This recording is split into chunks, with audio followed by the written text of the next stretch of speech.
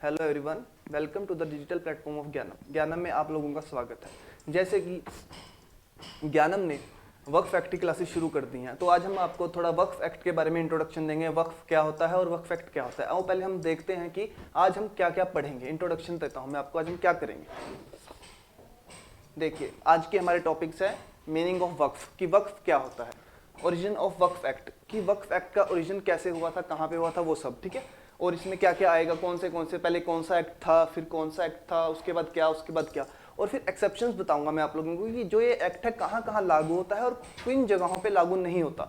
ये चीज़ें मैं आज आप लोगों को सारी बताने वाला हूँ। ठीक है। और बिल्कुल ध्यान से आप लोग देखिए और समझिए आपको कैसा लगा, फिर हम इस बारे में कमेंट्स में बात करेंगे। ठीक है। आइए देखिए। ठीक है, सबसे पहले दोस्तों मीनिंग ऑफ वक्फ। वक्फ क्या होता है, आज हम पहले सबसे यही जानेंगे कि वक्फ क्या होता है। एक नॉर्मल सी भाषा में अगर बात की जाए तो वक्फ को आप लोग ट्रस्ट बोल सकते हैं। नॉर्मल सी भाषा, सिंपल लैंग्वेज, हर चीज को हर इंसान सोचता है कि मेरे को इसका इजी वे पता लग जाए, तो इसका सबसे इजी वे जो है वो है ट्रस्ट। आप इसको बोल सकते हैं कि वक्फ एक ट्रस्ट होता है। पर आगे मैं आपको बताऊंगा कि इसमें क्या क्या होता है, कैसे वक्फ क्रिएट होता है, कौन कर सकता है, कैसे कर सकता है, कैसे नहीं कर सकता। तो आपको पता है जो हमारा वक्फ है ये मुस्लिम लोग का एक पार्ट है, मुस्लिम्स के लिए, मुस्लिम कम्युनिटी का एक पार्ट है। ठीक है। तो इसमें मुस्लिम कम्युनिटी में हमारी जो मुस्लिम कम्युनिटी है वो दो भागों में डिवाइड हो रखी है, टू पार्ट्स में डिवाइड हो रखी है। एक तो सुन्नी लो, एक शिया लो, यानी कि सुन्नी मुस्लिम्स और शिया मुस्लिम्स। ठीक है। तो उनके लिए भी उन लोगों ने अपने अलग अलग लॉ बनाए हुए हैं। सुन्नी वालों के लिए सुन्नी लॉज हैं, शिया वालों के लिए शिया लॉज हैं दोस्तों। तो ये चीजें आपको बताना जरूरी है पहले कि हाँ, कि जो ये हमारा वक्फ है जब ये क्रिएट होता है तो ये सुन्नी के लिए अलग होता है और शिया के लिए अलग होता है। ठीक है दोस्तों। तो आओ हम देखें क्या है, क्या लिखा हुआ है इसमें, क्या बात है। तो meaning of Waqf, the tying up of property in the ownership of the God the Almighty and the devotion of the profits for the benefit of human beings. इसका एक सिंपल सा मीनिंग होता है कि आप जो प्रॉपर्टी है, जो भी आप प्रॉपर्टी वक्फ करना चाहते हो, कोई भी चीज अगर आप किसी भले काम के लिए आप देना चाहते हो तो वो वक्फ बन जाती है। पर इसमें कैसे कि जो प्रॉपर्टी आपने गॉड के नाम कर दी, जो प्रॉपर्टी आपने गॉड के नाम कर दी और वो प्रॉपर्टी फायदा दे रही है किसको, ह्यूमन बींग्स को, आगे जो गरीब लोग हैं जिनको उसकी जरूरत है उन लोगों को फायदा दे रही है। ठीक है। उसको हम वक्फ बोल देते हैं दोस्तों। वो वक्फ होता है जब कोई भी चीज, कोई भी मूवेबल या इमूवेबल एसेट, ठीक है, कोई भी ऐसा एसेट होता है, मूवेबल यानी कि जिसको आप उठा के इधर से उधर कर सकते हो, इमूवेबल होता है जिसको आप हिला नहीं सकते। लैंड हो गई, लैंड आपका इमूवेबल एसेट होता है दोस्तों। तो कोई भी ऐसा एसेट जिसको आप दान कर देते हो तो वो आपका वक्फ बन जाता है और इसको बोलते हैं हम वक्फ। ठीक है दोस्तों। ये सबसे आसान सी बात है कि नॉर्मल सी भाषा में आप कह सकते हैं कि कोई भी चीज आपने परमात्मा के नाम पे डेडिकेट कर दी और जिसका फायदा कोई ह्यूमन बींग लेगा उसको बोला जाता है वक्फ। ठीक है दोस्तों, ये होता है वक्फ। फिर आगे क्या है, वक्फ means the permanent dedication by a person professing the Islam of any movable or immovable property of any purpose। ठीक है दोस्तों। अब हमने बता दिया है कि इमूवेबल और मूवेबल, मैं बता चुका हूं आपको क्या होता है कि इमूवेबल प्रॉपर्टी वो होती है जिसको आप उठा हिला नहीं सकते, इधर से उधर नहीं कर सकते, जैसे लैंड। मूवेबल क्या होती है दोस्तों, जिसको आप इधर से उधर कर सकते हो। जैसे एक एम्बुलेंस है, कोई एम्बुलेंस आपने दे दी, एम्बुलेंस दी है लोगों के भले के लिए कि लोग उस एम्बुलेंस से हॉस्पिटल में जाएंगे, उसमें बैठ के जो गरीब लोग हैं जो पैसा नहीं पे कर सकते वो लोग जाएंगे, तो वो आपका दोस्तों मूवेबल एसेट हो जाएगा। ठीक है। उसको भी आप वक्फ क्रिएट कर सकते हो, उसको ही वक्फ में दे सकते हो। ठीक है दोस्तों। ये चीजें हैं मेन चीज में क्या होता है, यही बातें होती हैं। और ये जो है वक्फ में परमानेंट होना चाहिए डेडिकेशन, कि आपने जो देना है वो परमानेंटली दे दिया है। आप उसके बारे में नहीं सोचोगे दोबारा कि जो दे दिया है वो दे दिया, ना आप उससे प्रॉफिट के बारे में सोचोगे ना किसी चीज के बारे में सोचोगे। चीजें मैं आपको बताऊंगा कि आगे भी क्या होता है, कैसे होता है। वक्फ का सिंपल सा मीनिंग है कि परमानेंट डेडिकेशन, भी आपने परमानेंटली पक्के इरादे से, इरादतन आपका जो पक्का इरादा होगा देने का कि हाँ मैंने पक्का दे दिया है, ना इसके बारे में सोचूंगा, ना इसके प्रॉफिट के बारे में सोचूंगा, ना आपने सोचना, तभी वो वक्फ क्रिएट होगा मेरे दोस्तों। ठीक है। अब आगे, अब इसमें क्या था, यहां तक हमने पढ़ लिया था, recognised by Muslim law as religious, pious और चैरिटेबल। इसके तीन चीजें इसके अंदर होनी जरूरी हैं। सबसे पहले रिलीजियस, कि वो रिलीजियस उसके होना चाहिए, रिलीजियस तरीके से होना चाहिए, भी रिलीजियस धार्मिक उससे। पायस होता है आपका पवित्र, पवित्र काम के लिए होना चाहिए। और चैरिटेबल कि दान धर्म के, कि आप दान, कि जिसके पास खाने के लिए खाना नहीं है, ठीक है, इलाज करने के लिए पैसे नहीं है, तो ये उन चीजों के लिए होना चाहिए। और professing by professing Muslim faith, कि वही इंसान वक्फ कर सकता है जो कि मुस्लिम लॉ में या मुस्लिम धर्म में मान्यता रखता है, मानता है उस धर्म को, वही इंसान जो है वक्फ क्रिएट कर सकता है दोस्तों। ठीक है। जरूरी नहीं है कि वक्फ जो क्रिएट करेगा वो मुस्लिम ही हो, नहीं नहीं नहीं नहीं, पर उस बंदे का मुस्लिम लॉ में या मुस्लिम धर्म में, मुस्लिम रिलीजन में फेथ होना चाहिए, हाँ वो उस धर्म को मानता हो कि हाँ ये बहुत अच्छा धर्म है, तभी वो इंसान वक्फ कर सकता है। ठीक है दोस्तों, ये बात थी इसमें। मीनिंग ऑफ वक्फ ये था, सिंपल सी भाषा, क्या वक्फ एक ट्रस्ट होता है जिसमें परमानेंट डेडिकेशन होना चाहिए और पायस, चैरिटेबल और रिलीजियस पर्पस इसके लिए जरूरी है होना। ठीक है दोस्तों, इसके बाद नेक्स्ट क्या है, इसेंशियल्स की जो वक्फ है, वक्फ के इसेंशियल्स क्या होते हैं, कि जरूरी चीजें क्या हैं वक्फ करने के लिए। जब आप वक्फ करोगे तो उसके इसेंशियल्स क्या होने चाहिए, ये बहुत जरूरी है आपको पता होना। सबसे पहला है परमानेंट डेडिकेशन। परमानेंट डेडिकेशन क्या होता है, परमानेंट डेडिकेशन होता है दोस्तों कि चीज आपने परमानेंटली डेडिकेट कर दी है, कि जो आपने चीज देनी है वो परमानेंट है, वो आप वापिस नहीं ले सकते। परमानेंटली आपने सपोज करो बोल दिया है कि आपने 2 मरले का एक प्लॉट वक्फ करना है किसी स्कूल या किसी मुसाफिर खाने के लिए, तो आपने अगर वो दे दिया तो परमानेंट होगा, आप ना उससे आप ले सकते हो वापस और ना आप उससे प्रॉफिट की उम्मीद कर सकते हो। ठीक है दोस्तों, परमानेंट डेडिकेशन का मतलब यही है कि वो परमानेंट होगा, बस फुल एंड फाइनल डिसीजन होगा आपका कि वो चला गया है, वो मेरे पास वापस नहीं आ सकता और वो आ भी नहीं सकता कभी भी नहीं। उसके बाद दोस्तों क्या है, सेकंड, वाकिफ should be professing the Muslim faith. दोस्तों वाकिफ कौन होता है, इसमें कुछ चीजें हैं मैं आपको बता देता हूं। वक्फ वो चीज होती है जो प्रॉपर्टी, पीस ऑफ लैंड जो आप देते हो उसे बोला जाता है वक्फ। ठीक है दोस्तों, और जरूरी नहीं piece of land, immovable asset भी हो सकता है, जैसे आपको बताया था मूवेबल और इमूवेबल। इमूवेबल में आपका ट्रक आ गया, आपका टैंकर आ गया पानी का, कि कोई पानी का टैंकर दे दिया, जैसे कोई एम्बुलेंस आ गई, और इसके अलावा कोई बाइक आ गई कि जिस बाइक के थ्रू वक्त के काम हो सकते हैं, कि उनके पास कोई ट्रांसपोर्ट के लिए व्हीकल नहीं है, किस चीज के लिए व्हीकल नहीं है, कन्वीनियंस के लिए व्हीकल नहीं है, कोई इधर से उधर जाने के लिए, तो वो बाइक भी हो सकती है दोस्तों, कोई भी चीज हो सकती है। ठीक है, और फिर जो लिखा है वाकिफ should be professing the Muslim faith, जो वाकिफ होता है वो इंसान होता है जो प्रॉपर्टी दान करता है या डेडिकेट करता है। वाकिफ उसी इंसान को कहा जाता है जो प्रॉपर्टी डेडिकेट करता है, प्रॉपर्टी देता है, उसे बोला जाता है वाकिफ। ठीक है दोस्तों, और वाकिफ कौन हो सकता है, जो प्रोफेसिंग मुस्लिम फेथ, कि जो मुस्लिम फेथ में मानता हो, मुस्लिम फेथ को, मुस्लिम फेथ में अपनी इच्छा जाहिर करता हो कि हाँ मेरे को बहुत अच्छा लगता है ये मुस्लिम लॉ है, जो मुस्लिम रिलीजन है बहुत अच्छा लगता है, इन चीजों पे उसको बहुत ही ज्यादा, आप सिंपल भाषा में इतनी उसमें ना जाएं तो आप ये बोल दें कि कोई भी इंसान जो कि ये सोचता हो कि ये बहुत अच्छा धर्म है और मेरे को ये बहुत, इनकी जो बातें हैं, इनका लोगों की सेवा करने का तरीका बहुत अच्छा लगता है, इसलिए वो इंसान वाकिफ बन सकता है। ठीक है दोस्तों, सिंपल सी भाषा में ये कह सकते हैं आप। ठीक है, इसके बाद है third, purposes should be religious, pious और चैरिटेबल। अब जो इसके इसेंशियल्स में जो है कि जो पर्पसेस हैं ये रिलीजियस होने चाहिए यानी कि धार्मिक, पायस होने चाहिए यानी कि पवित्र, चैरिटेबल होने चाहिए यानी कि दान धर्म वाले, कि किसी को चैरिटी कर सकते हो आप, कि कोई इंसान जो गरीब है, जो पे नहीं कर सकता, उसकी इससे मदद हो जाए। ठीक है दोस्तों, सिंपल सी बात ये है, बस इसमें यही चीजें हैं जो आपको ध्यान रखनी है। फर्स्ट है आपका परमानेंट डेडिकेशन, सेकंड है वाकिफ है जो प्रोफेसिंग मुस्लिम फेथ, और थर्ड है आपका purposes should be religious, pious and charitable. ठीक है, आगे देखते हैं क्या है वक्फ अंडर सुन्नी लॉ। दोस्तों अब वक्फ है एक शिया लॉ के अकॉर्डिंग होता है, एक होता है सुन्नी लॉ के अकॉर्डिंग। पहले आपको मैं बताता हूं कि सुन्नी लॉ के अकॉर्डिंग वक्फ कैसे होता है। In Sunni law there must be dedication of property and वक्फ is created without appointing a मुतवल्ली इन इंडिया एंड द वाकिफ बिकम द फर्स्ट मुतवल्ली। कि जो सुन्नी लॉ के अकॉर्डिंग कहा जाता है कि वक्फ कैसे क्रिएट होता है, जो वक्फ सुन्नी लॉ के अकॉर्डिंग क्रिएट होगा उसमें यह होगा कि कोई इंसान है, सपोज कीजिए ए पर्सन है एक, ठीक है, वो आदमी अपनी लैंड वक्फ करना चाहता है और उसने कर दी, और वो सुन्नी कम्युनिटी से बिलोंग करता है। ठीक है, जब वो सुन्नी कम्युनिटी से बिलोंग करता है, जब उसने कोई अपनी लैंड वक्फ करनी है, वो वाकिफ बनेगा, ऑफ कोर्स सी बात है, उसे वाकिफ कहा जाएगा जो वो लैंड देगा। तो वो इंसान जो है वो जब बोल देगा कि हाँ जी मैंने ये प्रॉपर्टी डेडिकेट कर दी है, तो दोस्तों उसी समय वो वक्फ क्रिएट हो गया। बस सुन्नी लॉ में इतनी सी बात है कि जब उसने बोल दिया कि परमानेंट डेडिकेशन कर दी तो वो चीज उसकी वक्फ क्रिएट हो जाएगी। ठीक है दोस्तों, और उसके बाद इसमें एक और चीज है, और अगर इसमें मुतवल्ली अपॉइंट नहीं करने की जरूरत होती, शिया लॉ में पड़ती है, वो मैं बताऊंगा आपको आगे। जो सुन्नी लॉ में है इसमें मुतवल्ली अपॉइंट करने की जरूरत नहीं पड़ती, और इसमें वो इंसान ही पहला मुतवल्ली बनेगा, वो ही उस चीज को मैनेज कर सकता है। पर वो मुतवल्ली तो बन जाएगा पर प्रॉफिट वो खुद नहीं ले सकता।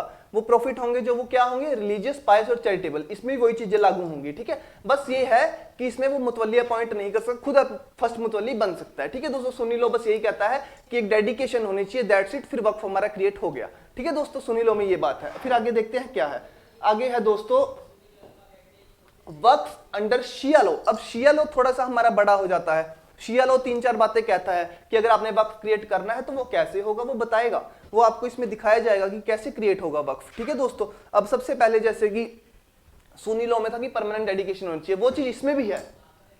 The essential condition for the creating a valid waqf according to Shia law are, कि शिया लॉ के हिसाब से जो एसेंशियल हैं वो क्या क्या हैं, जरूरी बातें, जरूरी चीजें क्या क्या हैं दोस्तों। First, it must be perpetual. जैसे परमानेंट डेडिकेशन बोल रहा था मैं, परपेचुअल का मतलब क्या होता है दोस्तों, परमानेंट, कि वो चीज जो है वो परमानेंट होगी और उसको तोड़ खत्म नहीं होगी, वो परमानेंट होगी। जो कर दिया वो कर दिया, परमानेंट हो गया बस। परपेचुअल का मतलब होता है परमानेंट। सेकंड दोस्तों, it must be absolute and unconditional.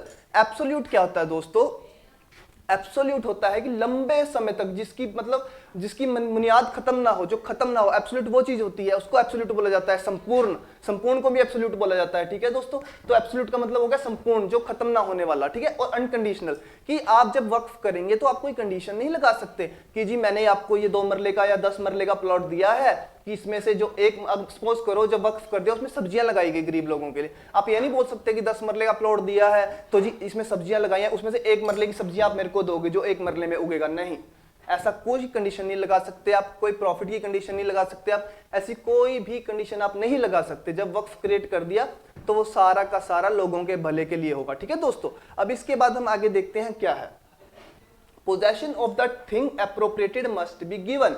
अब इसमें हमारा क्या था, उसमें सुन्नी लॉ में ये था ना दोस्तों कि आपने प्रॉपर्टी डेडिकेट कर दी तो खत्म, बात हो गया, वक्त नहीं।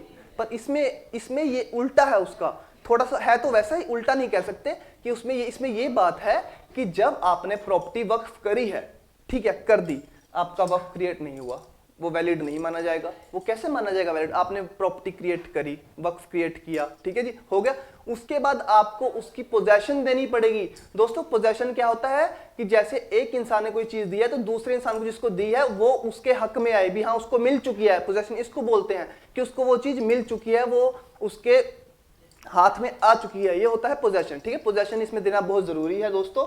ठीक है, और फिर the Waqf property should be entirely taken out of वाकिफ, और जो ये प्रॉपर्टी है ये पूरी की पूरी वाकिफ से वाकिफ देगा, मतलब कि एंटायरली टेकन आउट बाय वाकिफ, यानी कि वाकिफ से ले ली जाएगी। जब उसने वक्फ दे दिया कि पूरी की पूरी उसको देनी पड़ेगी। ठीक है दोस्तों, ये बात है इसमें। और फिर शिया लॉ में एक और बात आती है, शायद इसमें हम लिखनी भूल गए हैं, मैं आपको बता देता हूं। फिर भी जो इसमें बात है वो ये है कि मुतवल्ली, शिया लॉ के अकॉर्डिंग दोस्तों मुतवल्ली अपॉइंट करना सबसे बड़ी बात है और सबसे जरूरी बात है। कि शिया लॉ कहता है कि पहले तो पोजेशन, सबसे पहले तो प्रॉपर्टी डेडिकेट करो परमानेंट, उसके बाद आप पोजेशन दो और फिर मुतवल्ली भी अपॉइंट करो, क्योंकि पोजेशन तो आप किसी इंसान को ही दोगे ना, जो मैनेज करेगा प्रॉपर्टी को, जो मैनेज करता है उसको मुतवल्ली बोला जाता है। मुतवल्ली जनरली मैनेजर होता है प्रॉपर्टी का। मैनेजर कैसे, कि जो प्रॉपर्टी आपने वक्फ की है उसके लिए जो इंसान अपॉइंट होता है, जो उसकी देखभाल करता है, उसके सारे प्रबंध करता है देखने के, उसमें क्या किया जाए, कैसे किया जाए, वो इंसान मुतवल्ली कहलाता है दोस्तों। तो शिया लॉ में एक और बात जरूरी होती है कि मुतवल्ली अपॉइंट करना बहुत ही ज्यादा जरूरी होता है। जब तक मुतवल्ली अपॉइंट नहीं होगा तो आपका वक्फ क्रिएट नहीं होगा, मुतवल्ली अपॉइंट करना सबसे जरूरी होता है। ठीक है दोस्तों, फिर आगे देखते हैं क्या है, हु कैन क्रिएट अ वक्फ। दोस्तों वक्फ कौन क्रिएट कर सकता है, अब इसमें यह बताया गया कि वक्फ तो चलो दे दिया, क्रिएट करने के लिए कौन कौन इंसान जो है कर सकता है, क्या होना चाहिए क्या नहीं होना चाहिए, वो चीजें इसमें बताई गई हैं। फाउंडर ऑफ वक्फ और वाकिफ। ठीक है दोस्तों, सबसे पहले है to become a waqif, a person dedicating the property must be competent enough to do so according to the provisions of law. अब इसमें कहा गया है कि जो इंसान वाकिफ बनेगा और जो प्रॉपर्टी देगा वो इंसान लॉ के अकॉर्डिंग कॉम्पिटेंट होना चाहिए, यानी कि एलिजिबल होना चाहिए प्रॉपर्टी देने के लिए, तभी वो इंसान प्रॉपर्टी दे सकता है। जैसे कि ये वक्फ एक्ट है, इस वक्फ एक्ट 1995 में लिखा गया है कि क्या क्या चीजें जरूरी हैं वाकिफ बनने के लिए, तो वो चीजें देखी जाएंगी, सिंपल सी बात है। वो चीजें क्या है वो हम आगे लेक्चर्स में पढ़ेंगे। ठीक है दोस्तों, ये क्या क्या चीजें हैं वो देखी जाएंगी। वैसे इसमें भी थोड़ा मैंने बताया है, वो आपको बता दूंगा, पर डिटेल्ड में हम इसकी स्टडी आगे करेंगे। ठीक है दोस्तों, भी क्या बातें हैं क्या नहीं है वो आपको बता देता हूँ थोड़ा सा इसमें क्या है। सबसे पहले दोस्तों, कंडीशन टू बिकम अ वाकिफ एंड कॉन्स्टिट्यूट अ वक्फ, कि जो कंडीशंस हैं वाकिफ बनने की और एक वक्फ बनाने की वो क्या है। सबसे पहला दोस्तों, द पर्सन कॉन्स्टिट्यूटिंग द वक्फ शुड बी ए मुस्लिम, कि जो इंसान वक्फ बना रहा है वो मुस्लिम होना चाहिए। ठीक है दोस्तों, मुस्लिम उसका होना जरूरी है, या मुस्लिम फेथ में वो प्रोफेसिंग मुस्लिम फेथ यानी कि मुस्लिम रिलीजन में वो अपना फेथ रखता हो। ठीक है दोस्तों। उसके बाद सेकंड है should be a person of sound mind, कि वो जो इंसान है वो साउंड माइंड होना चाहिए। साउंड माइंड किसे कहा जाता है? साउंड माइंड होता है दोस्तों जो इंसान की दिमागी हालत एकदम ठीक होती है, जो इंसान सारे काम कर सकता है, सारी बातें समझता है, सब कुछ सही होता है उस इंसान का, उसे बोला जाता है साउंड माइंड। ठीक है दोस्तों, साउंड माइंड होना बहुत ही ज्यादा जरूरी है। थर्ड क्या है? Should have attend the age of majority, जैसे कि हमारे भारत देश में मेजोरिटी की एज क्या है दोस्तों? लाइसेंस आप लोगों का बनता है 18 साल की उम्र में। कई बड़े काम है जो आप कब कर सकते हो? 18 साल की उम्र के बाद। तो दोस्तों वो चीजें हैं, तो वो मेजोरिटी की एज उसकी हो जानी चाहिए, यानी कि 18 साल से ऊपर होना चाहिए, तभी वो इंसान वक्फ क्रिएट कर सकता है या वाकिफ बन सकता है। ठीक है दोस्तों। अब दोस्तों लीगल इंसिडेंट्स ऑफ वक्फ, कि जो लीगल इंसिडेंट्स ऑफ वक्फ की जरूरी जो वक्फ जब हो जाता है तो उसके क्या क्या चीजें बन जाती हैं जो जरूरी हो जाती हैं। सबसे पहले दोस्तों इरिवोकेबिलिटी, कि जो एक वक्फ होता है वो इरिवोकेबल होता है, यानी कि रिवोकेबल होता है, इरिवोकेबल होता है कि जिसको आप तोड़ नहीं सकते, मतलब उसको खत्म नहीं कर सकते। जो कॉन्ट्रैक्ट बन गया या कोई चीज बन गई वक्फ बना दिया तो वो इरिवोकेबल है, वो खत्म नहीं कर सकते, वो परमानेंट होगा, उसको खत्म नहीं कर पाएंगे, इसलिए इसको इरिवोकेबल कहा गया है दोस्तों। फिर आता है आपका प्रीपेचुटी, कि वो परमानेंट होगा। जो इरिवोकेबल है इसको मतलब है तोड़ नहीं सकते, प्रीपेचुअल है यानी कि परमानेंट, संपूर्ण यानी कि परमानेंट हो गया, वो उसको कभी नहीं खत्म कर सकेंगे। ठीक है दोस्तों। फिर आएगा इनएलिएनेबिलिटी। इनएलिएनेबिलिटी होता है कि आप उसको बेच नहीं सकते, कि आप कभी भी उस चीज को बेच नहीं सकते। जो चीज आपने दे ही दी, किसी के नाम ही करवा दी, वक्फ ही क्रिएट कर, उसको बेच कैसे पाएंगे? इसलिए इसको इनएलिएनेबल कहा गया दोस्तों, तभी यहां पे लिखा गया इनएलिएनेबिलिटी। फिर दोस्तों आता है पायस चैरिटेबल यूज ऑफ यूजरफ्रक्ट। अब यूजरफ्रक्ट कौन होता है दोस्तों? यूजरफ्रक्ट वो इंसान होता है जो कि फायदा लेता है किसी चीज का, चीज किसी की फायदा कोई और लेता है तो उसे बोला जाता है यूजरफ्रक्ट। ठीक है दोस्तों।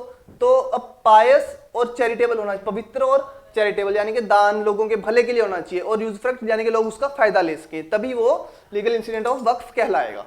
तो दोस्तों एब्सोल्यूटनेस, कि वो लंबे समय तक चलने वाला होना चाहिए। अब देखो जैसे सपोज करो आपने कोई वक्फ किया है, आपने क्या किया जी? मैंने जी एक पानी का टैंकर भेज दिया। अगर आपने पानी का टैंकर भेज दिया, वो पानी भेजा, पानी तो यूज हो जाएगा आधे घंटे में, नहीं 1 घंटे में, ज्यादा से ज्यादा 2 घंटे में, वो वक्फ नहीं कहलाएगा दोस्तों। अगर आपने जिस टैंकर में पानी भेजा है और वो टैंकर भी आपने वक्फ किया है तो वो एब्सोल्यूटनेस कहलाएगी, क्योंकि वो चीज यूज होती रहेगी ना दोस्तों, लंबे समय तक पानी दोबारा भर के आएगा, उसमें बार बार खत्म हो गया दोबारा लेके आ सकते हैं, तो उसको आप वक्फ कह सकते हैं। ठीक है दोस्तों। तो ये थे लीगल इंसिडेंट्स ऑफ वक्फ। चलो आगे देखें क्या है मोड्स ऑफ क्रिएशन ऑफ वक्फ। अब जो मोड्स हैं कि जो वक्फ है वो कैसे क्रिएट होता है, कौन कर सकता है, किन इंसानों के बीच हो सकता है। ठीक है दोस्तों। सबसे पहले क्या है? By an act inter विवोज।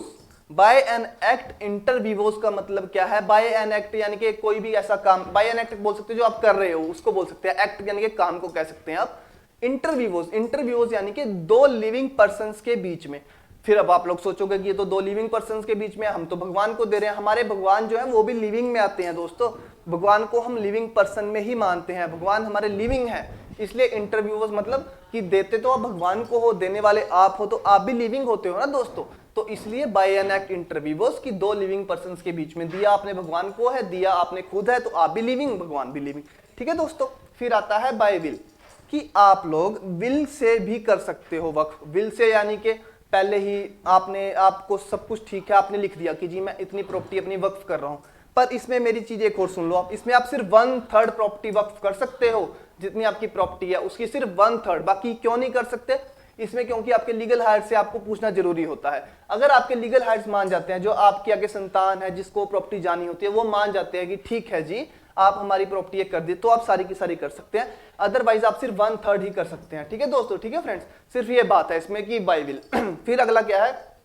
During death और इलनेस, व्हाट इज मर्ज, दैट इज मर्ज उल मौत, यानी कि जब आप डेथ बेड पर हैं, ठीक है, कि आपको दिख रहा है कि हाँ यार मैं मर जाऊंगा जल्दी ही, पता लग गया है, अनुमान लग गया है आपको कि पता लग गया, तो उस टाइम भी आप क्या कर सकते हैं? आप अपना वक्फ, प्रॉपर्टी का वक्फ कर सकते हैं। ठीक है दोस्तों। इसमें यह है कि आप सपोज कर लीजिए आप बीमार हुए, हफ्ता हो गया, एक हफ्ते में आज आपका 7वां दिन है, लास्ट दिन है, और आपको लग रहा है डॉक्टर ने जवाब दे दिया, तो आप एक बिल बना सकते हैं, उसमें भी उसको क्या बोला जाएगा, मर्ज उल मौत। ठीक है फ्रेंड्स, ये बात है।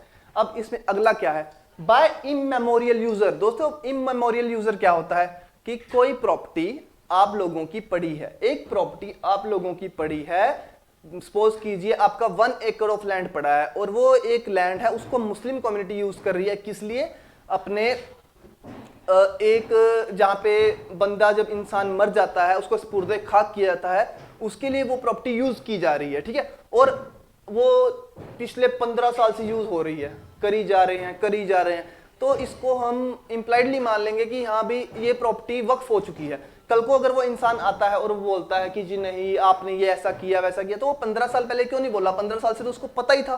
तो ऐसी प्रॉपर्टी कोई इमेमोरियल यूज हो रहा हो कि आप उसको यूज कर रहे हैं और भले के लिए कर रहे हैं, तो वो प्रॉपर्टी भी वक्फ मानी जा सकती है और मानी जाएगी। ठीक है फ्रेंड्स, यही बात है, और इसमें कुछ खास नहीं है, ये सब आपको बता दिया है मैंने, इसको ध्यान से देख लेना। कंप्लीशन ऑफ वक्फ। अब दोस्तों कंप्लीशन ऑफ वक्फ मैंने बताया था आपको अकॉर्डिंग टू सुन्नी लॉ और अकॉर्डिंग टू शिया लॉ। इसमें भी वही चीजें हैं कि अकॉर्डिंग टू सुन्नी लॉ क्या है, अकॉर्डिंग टू शिया लॉ क्या है। अब where a third person is appointed as the first मुतवल्ली, शिया लॉ क्या कहता है कि जहां पे आपका तीसरा आदमी मुतवल्ली अपॉइंट कर दिया गया है, जो आपने वक्फ किया प्रॉपर्टी, उसके लिए जो तीसरा आदमी है उसको आपने मुतवल्ली बना दिया है, यानी कि प्रॉपर्टी का मैनेजर बना दिया है, तो आपका वक्फ कंप्लीट हो गया है। ठीक है फ्रेंड्स, वो आपका वक्फ कंप्लीट माना जाएगा कि ठीक है मुतवल्ली अपॉइंट हो गया। शिया लॉ में तो यही था कि मुतवल्ली अपॉइंट करना है, पोजीशन देना है, ठीक है, हो गया वक्फ। फिर दोस्तों क्या है, where the founder constitutes himself as the first मुतवल्ली, कि जहां पे दोस्तों सुन्नी लॉ में जो फाउंडर है और जिसने जमीन वक्फ की है वो अपने आप को मुतवल्ली अपॉइंट कर लेता है, वो भी वक्फ होगा। हाँ दोस्तों, मैंने आपको बताया था कि सुन्नी लॉ में हो सकता है ऐसे कि जो इंसान वक्फ कर रहा है वो खुद को मुतवल्ली अपॉइंट कर सकता है कि नहीं, ये बातें जरूरी हैं, ये चीज हो गई। बस इसमें ये दो चीजें थी, शिया लॉ के अकॉर्डिंग थर्ड पर्सन मुतवल्ली अपॉइंट होगा, और सुन्नी लॉ के अकॉर्डिंग जो इंसान खुद कर रहा है, फाउंडर है, वो भी मुतवल्ली बन सकता है। ठीक है फ्रेंड्स, फिर आगे काइंड्स ऑफ वक्फ। अब वक्फ के काइंड होते हैं, अब कौन से काइंड होते हैं दोस्तों, सबसे पहला आ गया पब्लिक वक्फ। पब्लिक वक्फ तो आपको मेरे बोलने से ही पता लग गया होगा कि पब्लिक वक्फ है जी, मैंने बोला है पब्लिक वक्फ की पब्लिक के लिए, दोस्तों बिल्कुल यही है, पब्लिक के लिए ही होता है पब्लिक वक्फ। ठीक है, क्या लिखा है, it is created for the public religious और चैरिटेबल पर्पसेस, यही है, इसमें और कुछ है ही नहीं, कि पब्लिक के लिए क्रिएट किया जाता है, लोगों के लिए क्रिएट किया जाता है, रिलीजियस, पायस और चैरिटेबल पर्पसेस के लिए, जैसे मुसाफिर खाना, हॉस्पिटल, स्कूल, ये चीजें आप पब्लिक के लिए तो बनाते हो, तो इसलिए इसको पब्लिक वक्फ बोला जाता है। ठीक है फ्रेंड्स, फिर आगे क्या है, private Waqf. This type of waqf is created for the settler's own family and his descendants and is also known as waqf ulal औलाद। इस वक्फ को वक्फ उलल औलाद भी कहा जाता है दोस्तों। It is a kind of family settlement in the form of वक्फ। इसमें क्या होता है, इसमें ये प्राइवेट वक्फ कह सकते हैं आप इसको, कि कोई भी एक इंसान, सपोज कीजिए कोई एक इंसान है, वो इंसान अपनी प्रॉपर्टी को लिख देता है कि ये जो मेरी प्रॉपर्टी है ये मेरी फैमिली के यूज में आएगी जी, आगे को जो मेरे डिसेंडेंट्स होंगे, जो मेरे आगे संतानें होंगी, वो सब लोग इसका यूज करेंगे, जो मेरी प्रॉपर्टी है। ठीक है, तो जो वो प्रॉपर्टी होगी उसका जो यूज होगा दोस्तों, उसके आगे डिसेंडेंट्स, उसकी आने वाली औलादें यूज करेंगी, और उससे जो भी फायदा होगा उसकी औलादों को मिलेगा। सपोज करिए उनके स्कूल के खर्चों पे, उनके आने जाने के खर्चों पे, उनके खाने पीने के खर्चों पे, जैसे कि जो इंसान है जिसने ये प्रॉपर्टी वक्फ की है वो उसके आगे कोई है नहीं देखने वाला, गार्जियन नहीं है बच्चों का, तो वो ऐसे मुतवल्ली अपॉइंट करके जा सकता है, और फिर वो ये चीज जो है वो उसकी औलाद के लिए यूज आएगी, और इसको हम बोलेंगे प्राइवेट वक्फ। ठीक है फ्रेंड्स, आगे देखते हैं क्या है। अब ओरिजिन ऑफ वक्फ एक्ट। अब ये है कि वक्फ एक्ट आया कैसे, कहां से आया, क्यों आया, है ना दोस्तों। इससे पहले मैं आपको बता देता हूं कि जो सबसे पहला वक्फ है वो किसने किया था, कैसे किया था। जो सबसे पहला वक्फ है वो किया था उमर इबन अल खत्ताब, खैबर में। ये जो इंसान थे ये प्रॉफिट के पास गए, जिनका मैंने आपको नाम बताया उमर जनाब, जिनका नाम था जनाब उमर। ठीक है, ये प्रॉफिट के पास गए, इन्होंने बोला कि सर प्रॉफिट को कि मेरे पास लैंड पड़ा है, इतनी लैंड है मेरी, और मैं इसको बेच के गरीबों को भला करना चाहता हूं।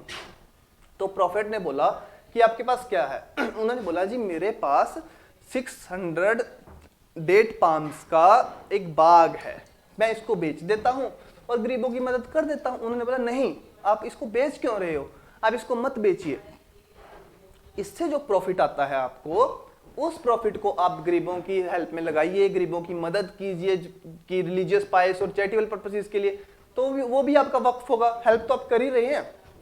तो दोस्तों जो हमारा सबसे पहला वक्फ है वो उमर इबन अल खत्ताब जी ने किया था। ठीक है दोस्तों, उमर इबन यानी कि उमर उनका नाम था, इबन होता है औलाद, औलाद को इबन बोला जाता है। इबन अल खत्ताब यानी कि अल खत्ताब जी की औलाद थी और वो खैबर में थे।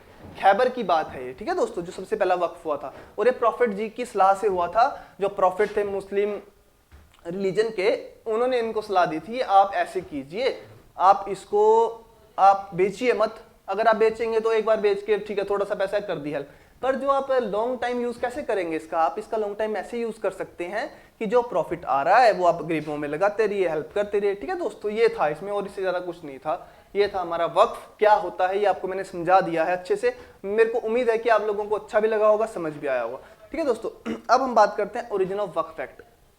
जो ये वक्फ एक्ट है ये क्यों बनाना पड़ा दोस्तों? जो मुस्लिम्स की प्रॉपर्टीज थी, मुस्लिम रिलीजन वालों की प्रॉपर्टीज थी, उनकी जो गरीबों की भले के लिए प्रॉपर्टीज होती थी, रिलीजियस पाइस और चैरिटेबल ट्रस्ट इनके लिए प्रॉपर्टीज होती थी, तो इनको मैनेज करने के लिए ये एक्ट बनाना पड़ा था। तो सबसे पहले दोस्तों क्या लिखा है मैंने, द रिलीजियस एंडोमेंट एक्ट 1863। जो ये एक्ट है, पहले यही एक्ट था जो इन सारी प्रॉपर्टीज अकेले मुस्लिम कम्युनिटी की नहीं, क्रिश्चियन, मुस्लिम, हिंदू, सिख, जितनी भी कम्युनिटीज थी, इन सबको कौन देखता था दोस्तों? यही एक एक्ट था जो देखता था। लेकिन बाद में प्रॉब्लम्स कुछ आने लग गई जिसकी वजह से ये एक्ट नहीं कामयाब हुआ। तो दोस्तों फिर बात आती है द वक्फ वैलिडेटिंग एक्ट 1913 कि द वक्फ वैलिडेटिंग एक्ट 1913, एक मिस्टर क्रैडॉक थे, CRADDOCK, मिस्टर क्रैडॉक, इनके सुलह से, इनकी एडवाइस के थ्रू ये एक्ट आया था। 1911 में ये बिल बनाया गया था। पहले जब पेश किया गया ना, तो इसको जो थी हमारी गवर्नमेंट अपोज कर रही थी, लेकिन ये जब हमारी गवर्नमेंट अपोज कर रही थी, बाद में जो मिस्टर क्रैडॉक थे, इन्होंने जोर लगा के, कुछ और लोग भी थे, अगर मैं बताऊंगा ज्यादा लंबा हो जाएगा, कुछ और लोग भी थे जिनकी सलाह के साथ ये एक्ट लाया गया। फिर इसका नाम रखा गया द वक्फ वैलिडेटिंग एक्ट 1913। उसके बाद जो ये एक्ट था ये यूज में आने लग गया।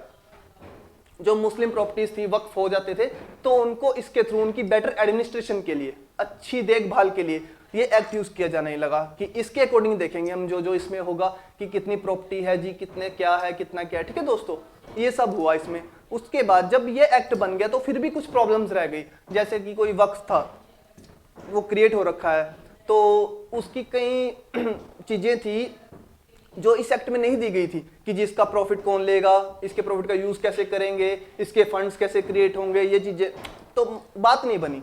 तो इसी कारण उसके बड़े एक्ट बने बीच में 1927, 1935, पर हम एग्जैक्ट नहीं कह सकते। फिर उसके बाद दोस्तों क्या आया, द वक्फ एक्ट 1954। ये एक परमानेंट एक्ट था। ये जो था 1913 वाला, इसे परमानेंट नहीं कह सकते हम, क्योंकि इसमें सारे जो मेजर्स थे और चीजें परमानेंट सी नहीं थी, मतलब सही तरीके से नहीं था, एडमिनिस्ट्रेटिव नहीं था ये एक्ट। तो उसके जो एक्ट आया द वक्फ एक्ट 1954। दोस्तों जब ये 1954 आया तो इससे बड़ी चीजें अच्छी होने लगी, सेटलमेंट अच्छी होने लगी, सब अच्छे से चलने लगा। जब ये एक्ट आया तो इसका यूज होने लगा दोस्तों। तो जो ये वाला था, ये आया था हमारे 6th year of Republic of India के, हमारी आजादी के 6वें साल में आया था। ठीक है दोस्तों, उसके बाद हम बात करते हैं द वक्फ एक्ट 1995 की। इसके बाद और अच्छी एडमिनिस्ट्रेशन करने के लिए, इसको और अच्छा बनाने के लिए, जिससे कि और सब कुछ अच्छा अच्छा होने लगे, अच्छी एडमिनिस्ट्रेशन, इससे भी अच्छी एडमिनिस्ट्रेशन करने के लिए हमारे देश में क्या लाया गया, द वक्फ एक्ट 1995। दोस्तों इसको जो हमारे प्रेसिडेंट है, आपको पता है कोई भी एक्ट बनता है तो उसको पहले प्रेसिडेंट की मंजूरी, प्रेसिडेंट की एसेंट लेनी पड़ती है। तो इसको प्रेसिडेंट की एसेंट मिली थी 22 नवंबर 1995 को, इस एक्ट को। ठीक है दोस्तों, फिर जब प्रेसिडेंट की एसेंट मिल गई तो गजट में नोटिफिकेशन दी गई, फिर ये एक्ट फोर्स में लाया गया, यानी कि यूज होने लगा दोस्तों। ठीक है, ठीक है। फिर आप लोग बोलेंगे जब ये एक्ट बन गया था, आपने बोला कि ये तो बेटर एडमिनिस्ट्रेशन के लिए बना था, अच्छे कामों के लिए बना था, फिर दोबारा क्यों लाया? तो दोस्तों मैं आपको बताता हूं कि द वक्फ अमेंडमेंट एक्ट 2013 आया। दोस्तों ये जो एक्ट था इसमें कुछ खास चेंज नहीं हुए, इसमें थोड़े बहुत चेंज, वर्ड्स के चेंज हुए, कुछ नेम्स चेंज हुए। जैसे आपको पता है, आपको भी पता होगा, पहले WAKF लिखा जाता था वक्फ को, फिर इसमें अमेंडमेंट की गई कि इसमें जो WAKF है ना दोस्तों, इसको आप चेंज करके WAQF कर दो, ये कर दिया गया। और फिर इस अमेंडमेंट करके इस एक्ट में अमेंडमेंट हुई, तो इसलिए इसे अमेंडमेंट एक्ट कहा गया। फिर इसमें WAQF को WAKF से QF बनाया गया। फिर दोस्तों ऐसे ही WAKIF वाकिफ, उसको QIF वाकिफ बनाया गया। ठीक है दोस्तों, ये जो, और फिर आपको पता होगा कि सिंगुलर प्लूरल, वाहिद और जमा, उर्दू में बोलते हैं वाहिद और जमा। तो जो जमा है वक्फ की, पहले हम लिखते थे वक्फ्स यानी कि प्लूरल, वक्फ्स WAKFS वक्फ्स लिखते थे। तो फिर इस एक्ट में उसको औकाफ कर दिया गया दोस्तों, AUQAF बना दिया गया औकाफ, वो भी अमेंडमेंट इसी में की गई।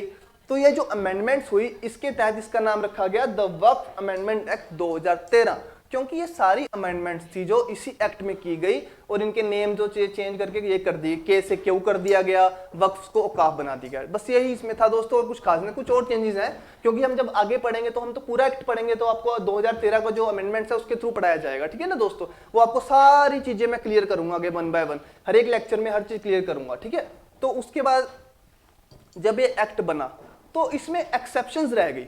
एक्सेप्शंस यानी कि ये एक्ट हर जगह यूज किया जा सकता है, सिवाय 2 जगहों के, वो आपको बताता हूं को वो क्या था और क्या नहीं था। Exceptions, state of Jammu and Kashmir, जैसे कि आपको पता है 370 से पहले जम्मू एंड कश्मीर का अपना लॉ था। ठीक है ना दोस्तों, अभी भी जब तक नोटिफिकेशंस नहीं आती तो उनका अपना ही लॉ चलेगा, जब नोटिफिकेशन आ जाएंगे तो चेंज हो जाएगा।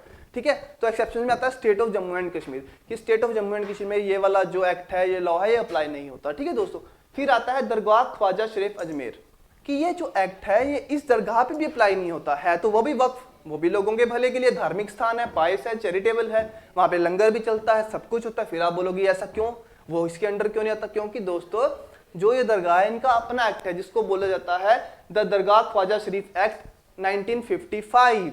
हाँ दोस्तों, इसका अपना एक्ट है इनका, तो जो वो एक्ट है तो वो अप्लाई होता है यहाँ पे। तो इसकी बस 2 ही एक्सेप्शन है, ये आपके सामने है ना दोस्तों। तो ये था हमारा आज का चैप्टर जो मैंने आपको बताया है, लेकिन जो मैंने आपको आज बताया है ये सब हमारे चैप्टर में कुछ नहीं है। जब हम चैप्टर पढ़ेंगे तो हम स्टार्टिंग से पढ़ेंगे। ये तो मैंने आपको एक मोटा सा ज्ञान दिया है, हल्का सा भी, ये क्या है क्या नहीं है कैसे है, जिससे कि आप लोगों को समझ आए कि हाँ ये हमें अच्छा लगा पढ़ाना, आपको मेरा अच्छा लगा क्या, कैसा लगा। अगर आपको मेरा पढ़ाना अच्छा लगा तो डिस्क्रिप्शन में आपको लिंक दिया गया है, वहां से आप कोर्स बाय कर सकते हैं। और अब जब आप कोर्स बाय कर लेंगे तो डिटेल में हम सारा एक्ट स्टडी करेंगे, मैं आपको सारा एक्ट बताऊंगा अच्छे से, सब कुछ 1 बाय 1 समझाऊंगा। और उसके बाद जब आप लोगों को समझ ना आए तो आपको मेरा नंबर भी दिया जाएगा मेरा कॉन्टैक्ट नंबर दिया जाएगा, उसके थ्रू आप मेरे से कॉन्टैक्ट कर सकते हैं और जो आपकी प्रॉब्लम्स हैं वो आप सोल्व कर सकते हैं। ठीक है दोस्तों, बाकी ज्ञानम में आने के लिए धन्यवाद, thanks lot, all the best.